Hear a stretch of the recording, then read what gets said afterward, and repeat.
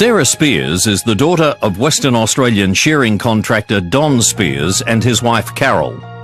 With her older sister Amanda, Sarah grew up in the country and attended boarding school in Perth. They're both very bright girls, both of them very compassionate. Sarah, they're both different natured, but they got on like a house on fire. They're just great buddies. To my knowledge, they've never ever had an argument in their life. They're always there for one another. Sarah is intensely family-minded. She seems constantly to go out of her way to make sure her sister and parents are comfortable and happy.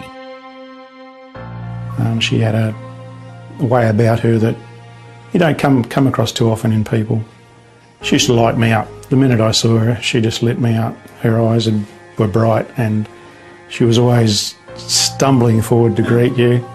Very affectionate with all of us, with her mother and her sister. And I would say particularly myself, she was really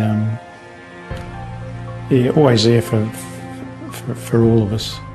I think that Sarah was a typical, beautiful, smart 18-year-old who was just on the cusp of starting this fantastic adult life.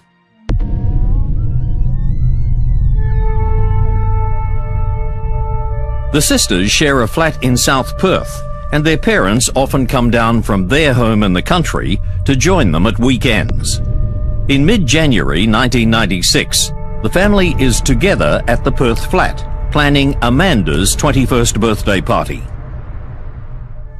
I wasn't looking forward to going back to the country, so I actually got out of the car after being ready to drive away about 4 times and give them another hug, and they were on the apron of the driveway waving goodbye as we drove down the road, and I was sort of looking back at them through the rear view mirror just thinking, gee, I hope you're safe until I see you again next time. And little did I know that I'd never ever see Sarah again. On Friday, the 26th of January 1996, the Australia Day holiday, Sarah and some friends are planning a picnic dinner at an open-air concert in Kings Park. As evening falls, they're joined by Amanda, who then drives them to the Ocean Beach Hotel in the upmarket suburb of Cottesloe. They left that hotel at about midnight. Yes, he'll be there. Well, I don't know if he's there yet. They were collected by Sarah's older sister Amanda. That had been pre-arranged, and Amanda drove them into Claremont. It was their intention to go to Club Bay View, which is a popular night spot, and kick on there at the nightclub. She was at the OBH Friday night and I went there. I called in to see her and Emma and to tell them that I'd drop them at club if they wanted to go. And then I went to a friend's, then I came back and got them, and she was happy, gave me a hug, kiss, goodbye, thanks for dropping us off. That's the last time I saw her. Well, you wouldn't want to go with a guy like that anyway, what a freak. Amanda was working. She was going to university and doing several part-time jobs, which was fairly taxing on her. Normally she would have gone and picked Sarah up, but she asked Sarah to catch a taxi that night because she was in need of a bit of rest. It's nearly 2 a.m. when Sarah tells her friends that she's going to call it a night. How's your sister? Amanda, yeah, she's good. She's good. I'm just going home to her now, so yeah. Anyway, I better go. Take care. I will. How are you getting home? I'm just catching a taxi down the end of the road. I'll be careful, baby. Alright, thanks. Bye. Yeah. Good night. See you soon. On her way out, she chats with a security guard at the door and then walks down to a phone box on the corner of Stirling Road and Stirling Highway.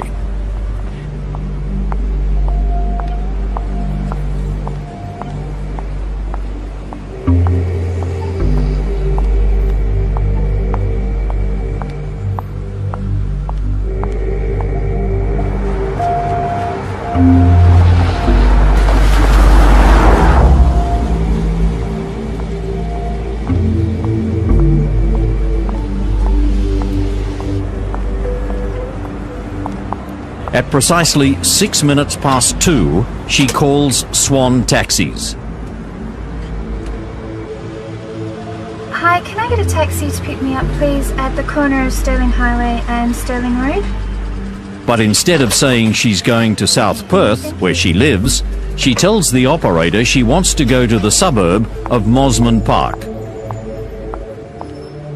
But we think that she was intending to catch a cab down to a friend's house in Mosman Park. She'd been there earlier on in the day, and it had been suggested to her that if she needed a place to crash for the night, that she could catch a cab to their place. It would have been much cheaper doing that than catching a cab to South Perth. Sarah crosses Stirling Road and waits on the opposite side, near the intersection of Stirling Highway. About this time, 3 young men in a car drive past Sarah and reach the intersection, where they stop for a red light. Oh, look at her, mate. She's pretty cute. Yeah, mate, she's a great sort. Do you think she'll be alright there by herself? Yeah, mate, she'll be fine. Oh, I wonder what she's doing there all by herself. Same as us, mate. Probably finish up clubbing on her way home. One of the men sees another car coming down Stirling Road, approaching Sarah, and he's still looking back at her as the light turns green and they turn onto the highway. As they drive away, he notices that the car does not come on through the intersection behind them. Think we should go back and check on her? He actually said to the other occupants of the car that perhaps they should go back and check on that girl, which we are confident was Sarah. You know, it was late at night, she's good looking, and she was there by herself, and, you know, the car hadn't come into view. For a moment, the men consider turning back, but then decide it's unlikely a girl would have any trouble in the Claremont area, and they drive away. At 2:09, Sarah's taxi arrives, but Sarah is gone. The taxi was travelling on Stirling Highway, and it stopped at the traffic lights at Stirling Road. The taxi driver looked up the road towards the phone box. I mean, the phone box was very, very nearby, and he didn't see Sarah at the phone box. He didn't see anyone at all in the vicinity. Sarah had vanished.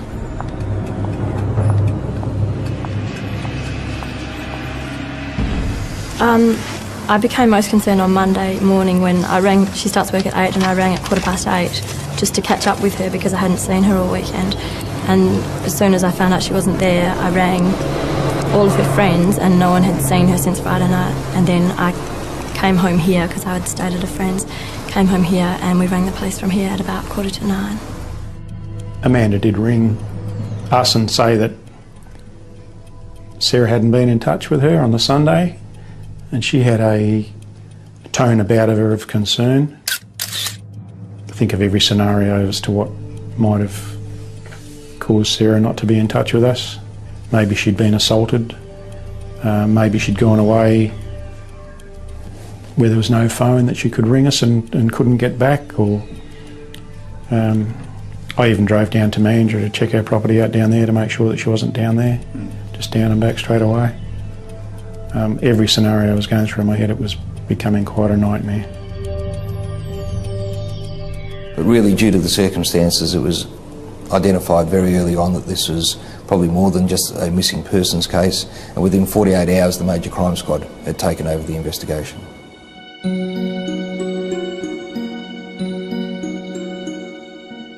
Pictures of Sarah are circulated, along with descriptions of her beige Portman shorts and light-coloured T-shirt, and particularly her distinctive shoes. They were beige suede shoes and had quite a distinctive chunky heel and a pattern cut out of the top of the shoe. Sarah Spears disappeared after leaving a nightclub. 35,000 posters are distributed around Perth. Sarah's friends and family and other volunteers walk around the streets at night, asking if anyone has seen her. I was always hopeful that she would just walk in the door. I mean, I spent my afternoon sitting in the front lounge waiting for her to walk through the door. Police appeal for everyone in the Claremont area on that night to come forward. Hundreds respond. Sarah's family is also swamped with phone calls at all hours. Many claim to be psychics, reporting they've had dreams and visions. I had one bowl into our house and just charge upstairs and pretend she was dry reaching and said how ghastly it was in front of us, and then she came downstairs and said, "Oh, your Sarah's had her head smashed in with a rock," and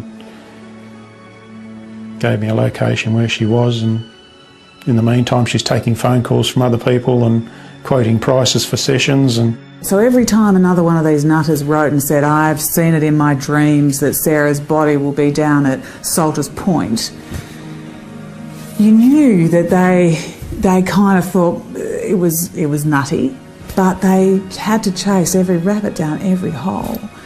And the anguish on Carol Spears' face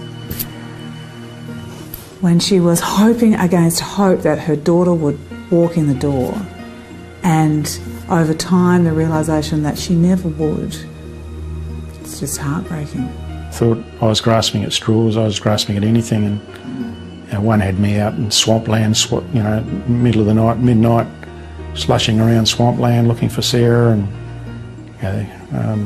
after a while I did learn to steer clear of clairvoyance, because they gave me nothing but a lot of grief.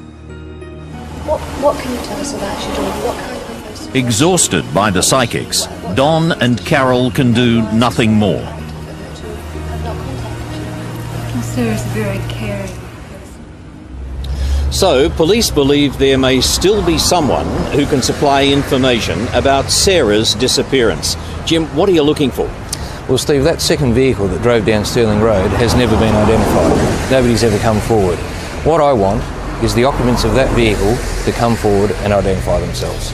Police believe there may still be someone who can supply information about Sarah's disappearance. And the hunt for Sarah becomes a much wider crime investigation when just 5 months after she disappeared, a second young woman goes missing from Claremont.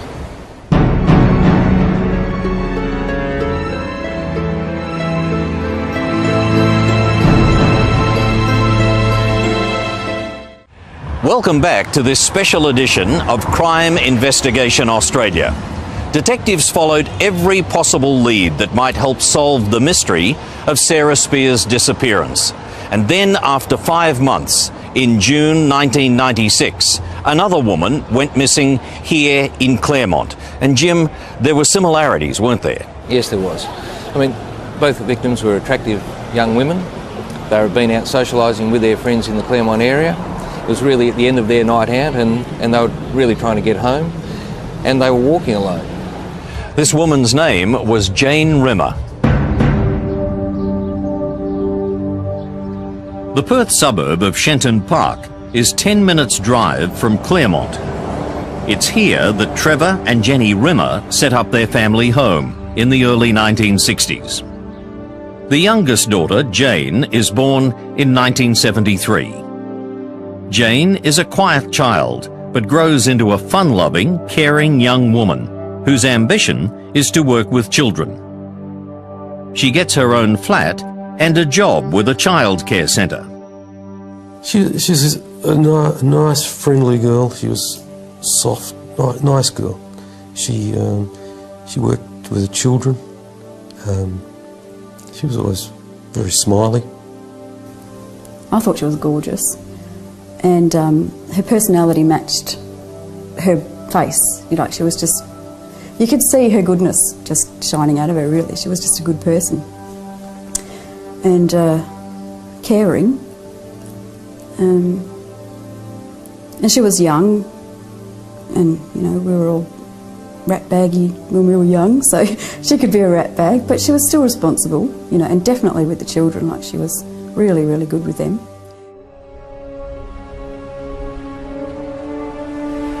On Saturday, the 8th of June 1996, 23-year-old Jane links up with Linda Donovan and other friends at the Ocean Beach Hotel at Cottesloe. It's the same hotel that Sarah Spears had been to early on the night she disappeared. So she sat down with us, and we sort of ate our dinner and had a few drinks there, and then we left and went to the Continental. The Continental Hotel is another of Claremont's popular night spots and is packed with a typical young Saturday night crowd. And we sort of went to the upstairs area, which is where you did all your dancing, and we were just all dancing and carrying on like you do when you're 20-odd. Around 11:30 p.m, the group leaves the hotel and walks to the nearby Club Bayview. Jane didn't want to go, she hated the place. But because we were all going, she decided to come along. So we went there, and there was a line to get in, so we decided that we wouldn't go. And by that stage, a couple of us were feeling a little tired, so we decided we'd go home. And we were walking back along, and Jane was kind of lagging behind.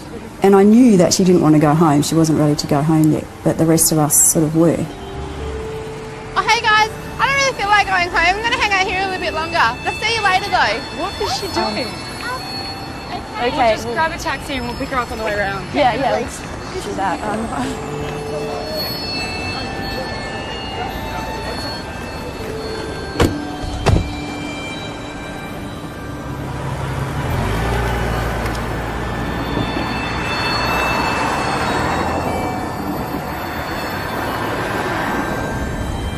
Oh, look, there she is.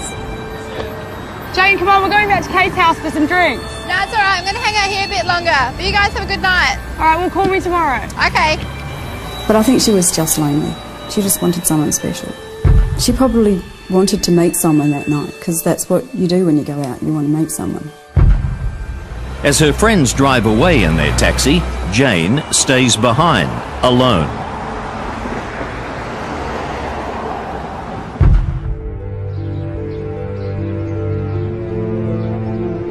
The following day, Jane fails to arrive for the usual Sunday lunch with her parents, and they're immediately worried. Trevor and Jenny check her flat and find she has not been home and call the police. With the obvious similarities to Sarah's disappearance, the police commanders set up a special task force to combine the two searches.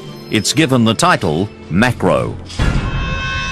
It was recognised by the police there was obvious links between the two disappearances.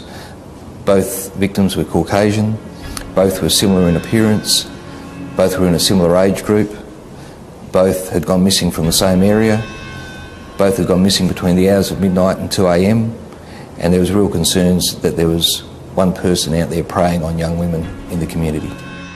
It sounded too spooky for there not to be some sort of connection.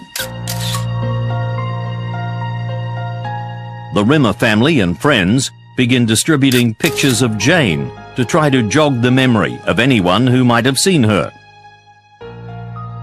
They had loads of flyers made up, and we just posted them around and stuck them on the windows of our cars, and wherever we stopped we would, so if we stopped in a service station we would ask if we could put one up in the window.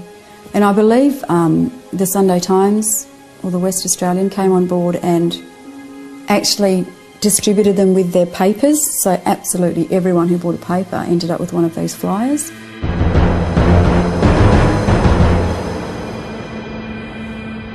On Saturday, the 3rd of August 1996, 55 days after Jane was reported missing, a family is driving down a road in Wellard, about 40 kilometres south of Perth, when they decide to stop to pick wildflowers.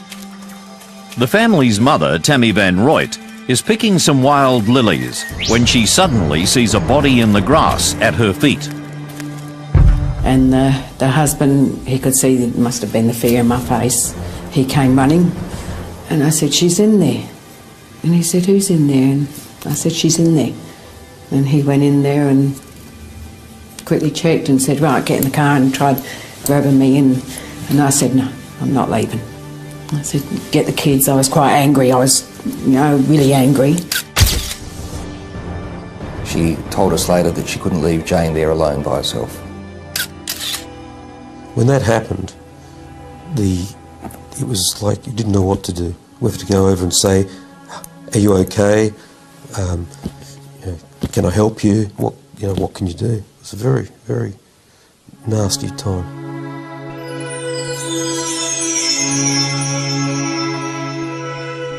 I guess we're thankful for the 23 years that we did have.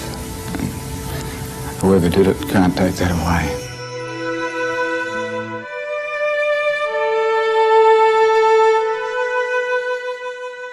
With the discovery of Jane Rimmer's body, detectives begin a national manhunt for her killer. And later in the program, we'll reveal some vital new information. But just 9 months after Jane was abducted, came more shattering news. Yet another young woman had disappeared from Claremont.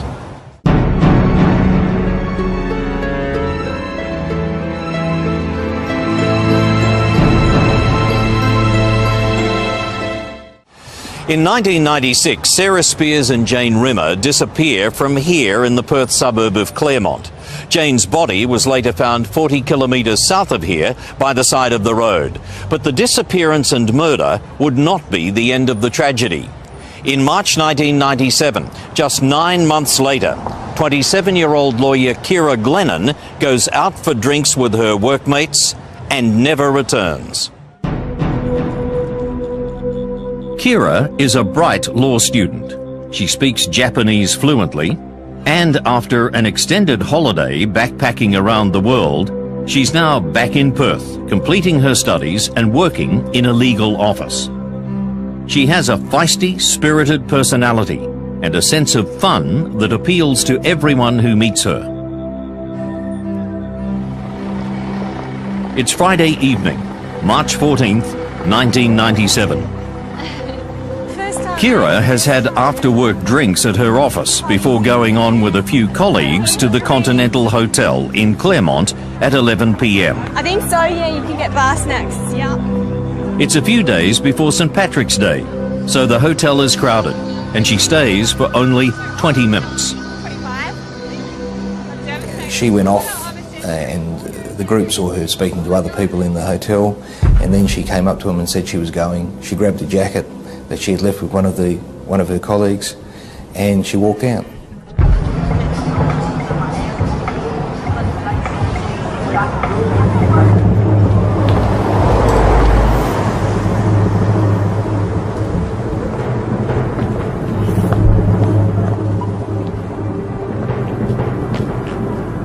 A group of men gathered at a nearby bus stop watch Kira as she walks south down Stirling Highway towards her home in Mosman Park. As she was walking down the road, one of these men actually called out to her. He thought that she was hitchhiking. Hey, you're crazy for hitchhiking. I'll be fine, thanks. I said something to him, he can't really remember, and she sort of waved him off, and she kept on walking. Now the other two men that were there, they didn't think that she was hitchhiking, but she was certainly walking down the path towards her home. A few minutes later, one of these three men looked down the road and saw Kira talking to the occupants of a vehicle that had stopped.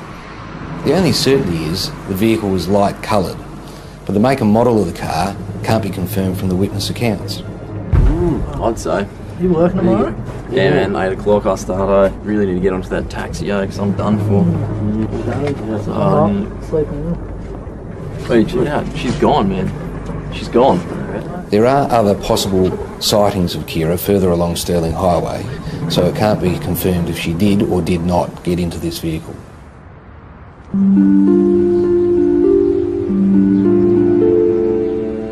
On Saturday morning, Kira's mother finds that she has not returned home. A call to one of her friends reveals that Kira was last seen leaving the hotel in Claremont by herself. The news that a third woman is missing from Claremont angers and frustrates the macro investigators and spreads alarm throughout Perth. Radio stations begin to broadcast safety messages to warn young women of the danger. For instance, keep your mobile phone with you.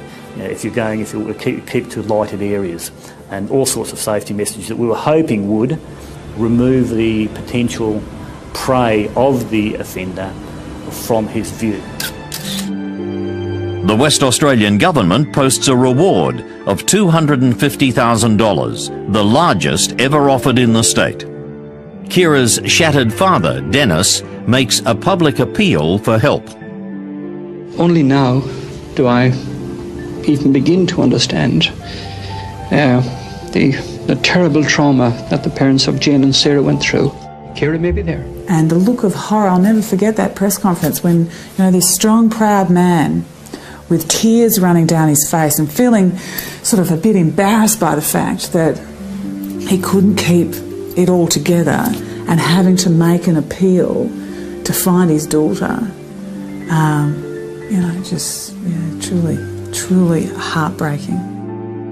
Life must go on. That's what we intend to do. Kira may be there. The Glennons are inundated with phone calls from strangers. They include the usual clairvoyance, tormenting them with the standard cryptic clues and useless information. Thank you, Commander Ibbotson. Dennis Glennon also starts a fund called the Secure Community Foundation, the SCF, which raises hundreds of thousands of dollars for extra resources for the investigation.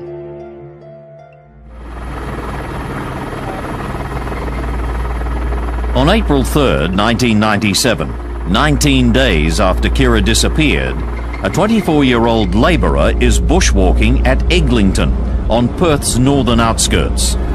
Near a sandy track, he comes across a body and runs to tell his boss.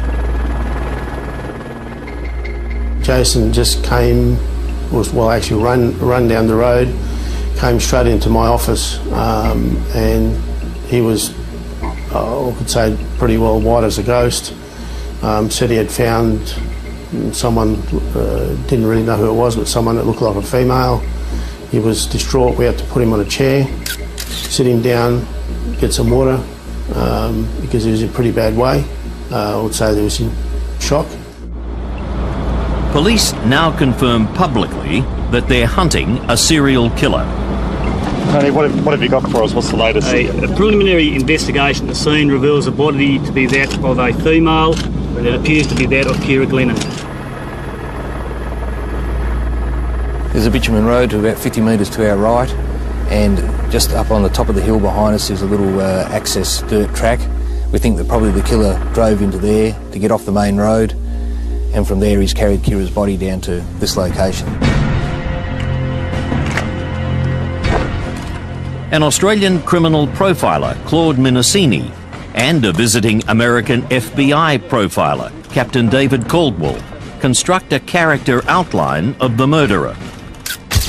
Many serial killers have been shown to be sadistic psychopaths who take pleasure from dominating their victims. They're known to practice torture, rape, and mutilation.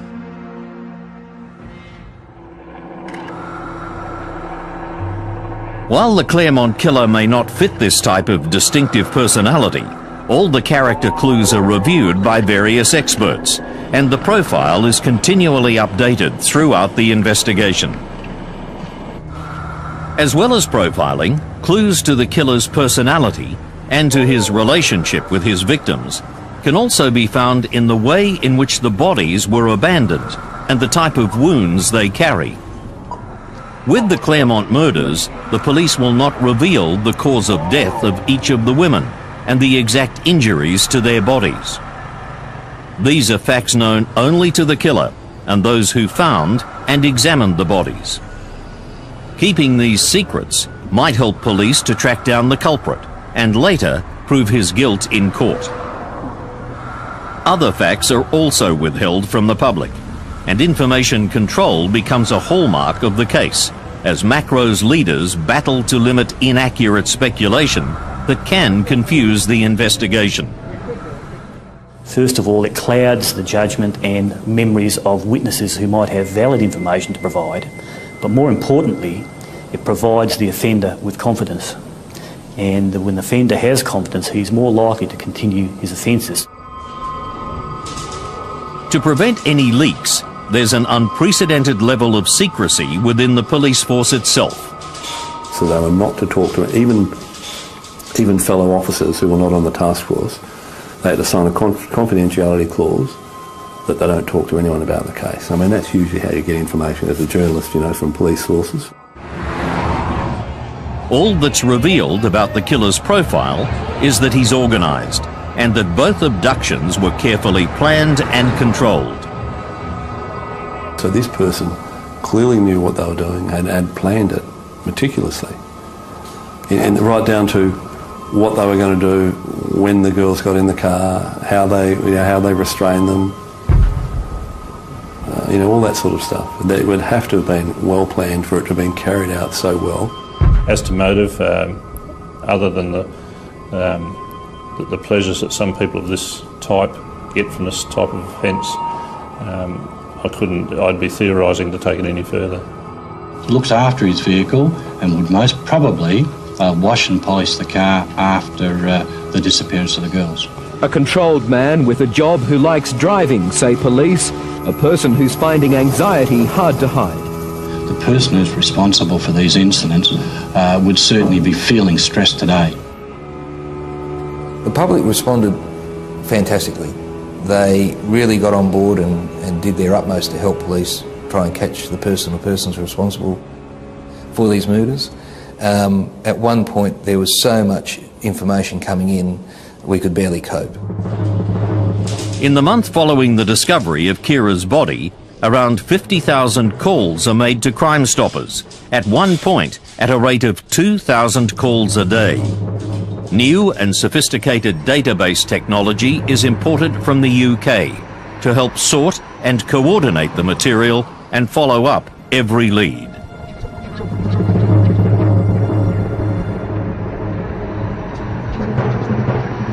What we want is whoever was in that vehicle that stopped and spoke to Kira on the side of Stirling Highway to come forward and speak to police.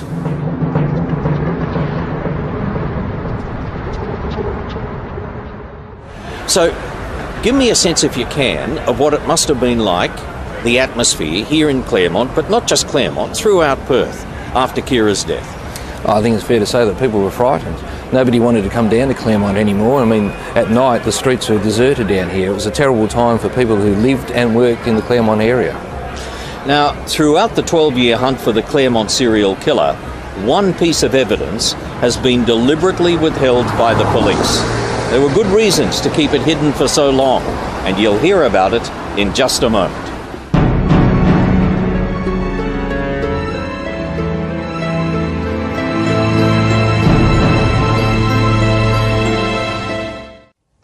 Welcome back to this special program on the Claremont murders.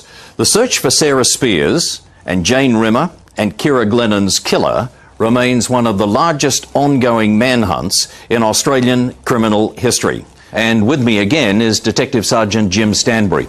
Now, Jim, what we're about to see is security vision, could be critical to the investigation, that has never been seen by the general public before. When was it shot and where was it shot? It was shot on the night that Jane was abducted and murdered on the 8th of June 1996, and it's taken from outside the Continental Hotel in Claremont. Okay, now let's roll the vision. At that point that Jane and her friends leave the hotel, what's happening here? You can see Jane and her friends come outside of the hotel now, and they're just congregating around this pole, discussing about what they're going to do next. Somewhere through the night, I can't remember whose decision it was, we decided we were bored there, so we would go to Club Bayview.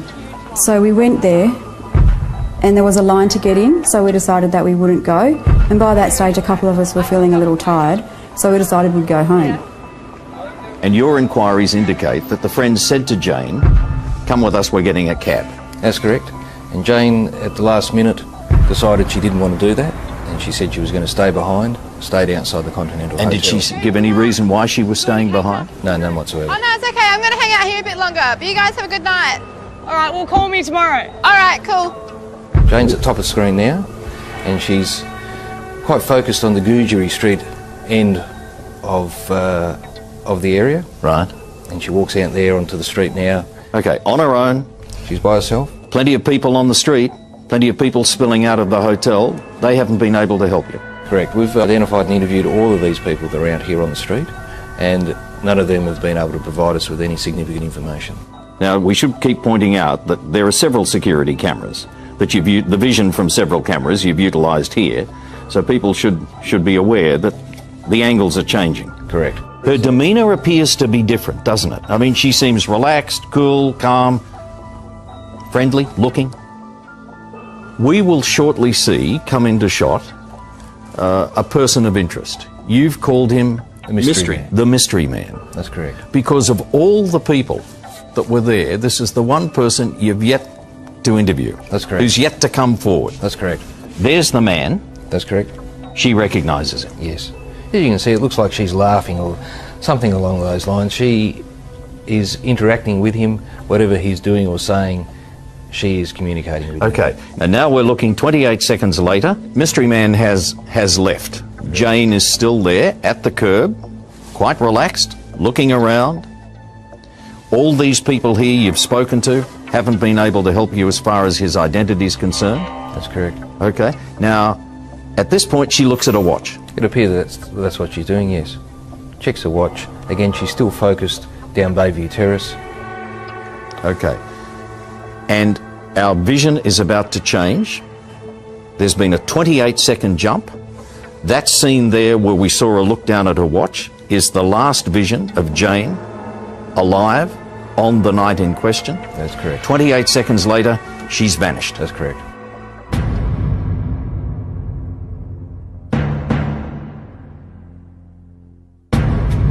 We don't know who Mystery Man is, where he went or where he is, and we don't know what happened to Jane. Correct.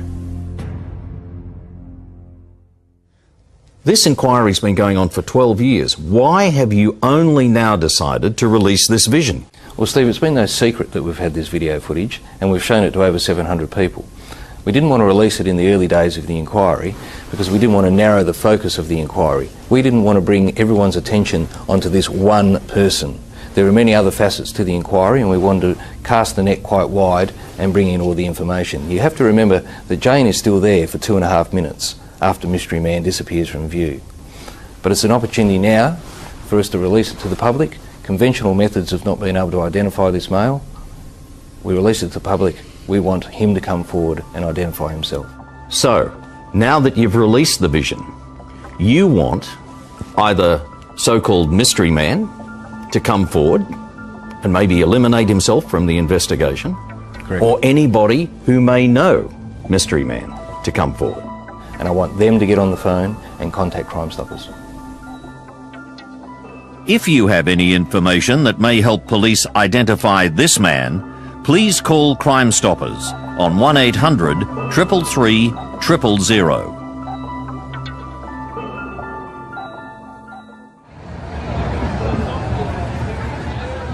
In an investigation that's lasted more than 12 years, detectives have been unable to charge anyone in connection with the murder of Jane Rimmer and Kira Glennon. Faced with constant demands for a result, the police have been subjected to almost continuous criticism throughout the life of the case. The macro investigation has also had years of intensive official scrutiny and has been reviewed no less than 11 times. Among the reviewers was one of Australia's most senior homicide detectives, Mike Hagan. The purpose of a review is to have an independent look at a major investigation and for someone to have a look at it that hasn't actually been involved in the original investigation. It brings a degree of independence to the investigation and credibility.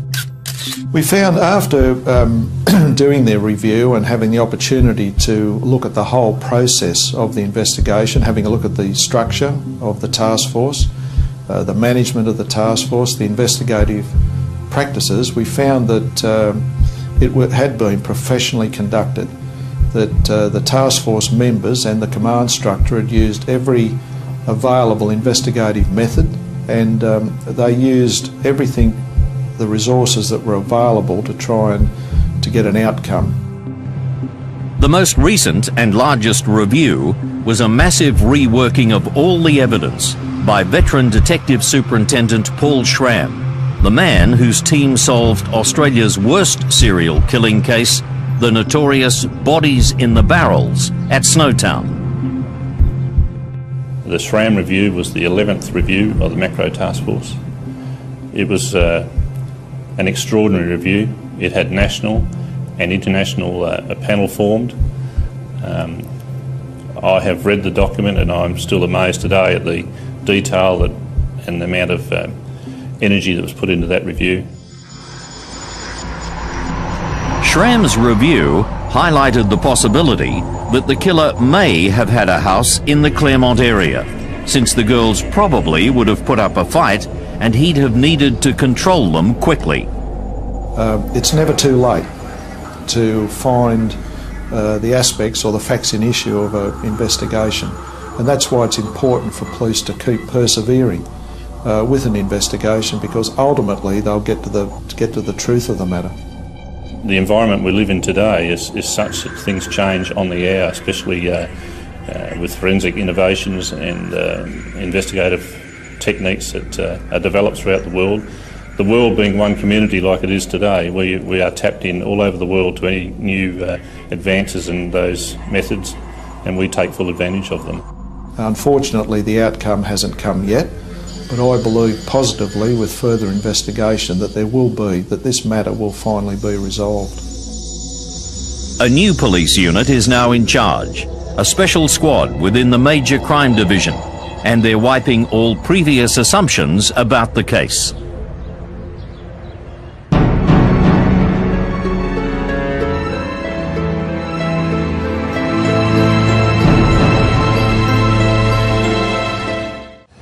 You've been watching a special edition of Crime Investigation Australia, coming to you from the Perth suburb of Claremont. And as you've just seen, detectives have released exclusive closed-circuit television footage of Jane Rimmer and what are believed to be her last movements before she disappeared. With us tonight has been Detective Sergeant Jim Stanbury, head of the WA Special Crime Squad. And Jim, what are you hoping tonight's program will produce? Well, there's three things I want out of tonight's program. The first thing is I want to identify who the occupants were of that vehicle that was driving down Stirling Road towards Sarah Spears and she disappeared. There were two vehicles. One continued on its way, but the occupants of that vehicle suddenly realised that the vehicle that was following was no longer there. That's right. You want the people that were in that second vehicle to come forward and identify themselves. Yes, I do. Okay, so that's the first point. Secondly, I want the mystery man to come forward, that person who had interaction with Jane Rimmer outside the Continental Hotel behind us. After her friends had left in the taxi, she stays behind at that hotel. That's correct. And the mystery man appears. That's right. You don't know where he went, who he was, how he left the scene, but you want him to come forward. That's exactly right. And lastly, we want to identify whoever was in that vehicle that spoke to Keira Glennon on Stirling Highway. We want that person or persons to come forward. And anybody who's been watching this program tonight who has information, no matter how small it might be, how insignificant they might think it might be, that can assist this inquiry, get in touch with you. Ring Crime Stoppers, give you the information. Yes. Because it could provide that one piece of the puzzle that you've been looking for 12 years. Absolutely. One of the first tasks of the Claremont investigation was to try to establish what type of person could have picked up Sarah and Jane. While it's possible they were forced into a vehicle, police suspect it's more likely they went willingly with someone they knew, or at least felt they could trust. Detectives conduct hundreds of interviews with all the girls' known friends, associates and workmates. We had registers of people where they were in the evenings in Claremont and interviewed thousands of people in relation to these things. And they said, okay, who else do you know was in Claremont that night? And I said, oh yeah, well, it's Bill Smith and Mary Jones. And the police actually went and plotted and spoke to basically every person who was in Claremont. They actually had a big chart drawn up and plotted where people were at the time that Keira disappeared. So I think it must have taken an enormous amount of police work. Hoping to catch the killer, Macro conducted saturation undercover surveillance of the general Claremont area. They also used the police air wing and installed covert surveillance cameras on the streets. This resulted in the identification of men who followed women along the street and a number of rogue taxi drivers. Along with scores of other persons of interest, they are thoroughly investigated, and all but a few are eliminated. Among those still being examined are two men who can provide no alibis for the times the three victims went missing. One was a known sexual pervert who had a semi-automatic rifle and ammunition concealed under the front seat of his car. Kira's body is believed to have been abandoned in bushland on the night she was killed, and this man knew the area so well he could easily find his way along its bush tracks at night. Another of those still being investigated is a well-educated martial arts practitioner from a wealthy English family who worked closely with Sarah Spears and had once met Jane Rimmer. He was 34 at the time of the murders and lived alone not far from Claremont. During his police interviews, he told a series of blatant lies, playing down his close working relationship with Sarah and giving false alibis for the times Jane and Kira went missing. His polygraph test results have proved inconclusive. As yet, there is insufficient evidence to link either of these men or the other persons of interest to the murders. The spotlight is also turned on the taxi industry. Taxi drivers had been involved in a number of previous attacks on women in the Perth area, and at this time there's also a flourishing illegal taxi industry. The rogue drivers, who are not officially vetted or registered in any way, simply put a sign on their car and it becomes a taxi. The order goes out to shut down the fake operators as police begin interviewing some of the 3,500 drivers of Perth's 1,200 taxis. So we coordinated with the taxi board and a number of other agencies that we would open the motor vehicle licensing centres on a particular weekend and ask the taxi drivers to drive their vehicles down and present themselves. It allowed us to eliminate 1,800 taxi drivers, obtain DNA swabs from them, and also to forensically examine over 800 taxi vehicles. One constant fear is not only that the killer will strike again, but that he may have already done so.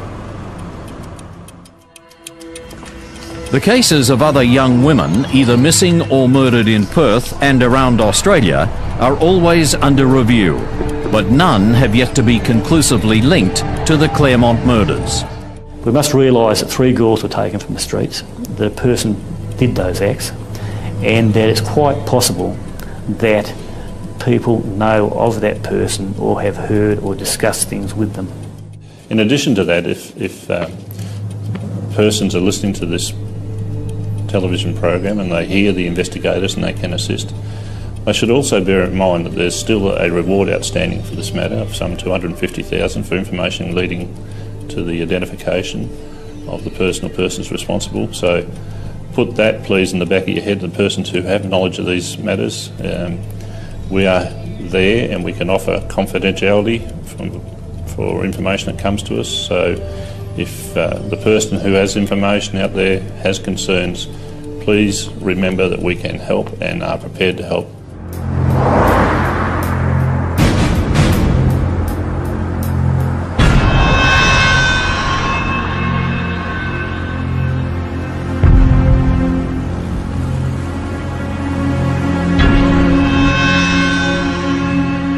Over 12 years, police have gradually ruled out hundreds of leads and thousands of items of evidence.